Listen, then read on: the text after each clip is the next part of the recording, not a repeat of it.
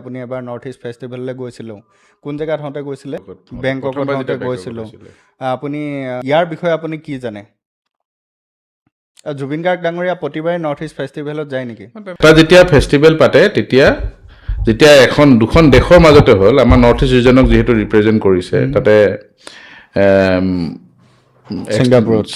Singapore নহয় মই বেংককৰ কথা কৈ আছোঁ মই বেংককত যেতিয়া পাতে যিকোনো এটা জেগাত যেতিয়া পাতে তুমি এতিয়া publicity is the biggest subject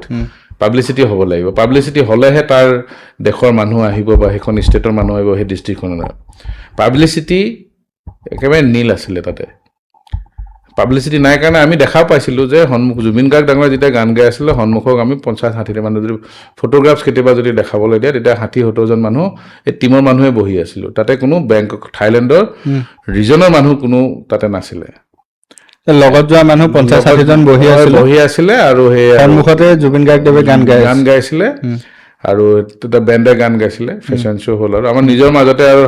মানে ৱাটো নিজৰ মাজতে নিজৰ মানুহখিনি গৈ পেলাই তাতে কৰিলে আৰু এটা পিকনিক টাইপ এটা হেৰি আৰু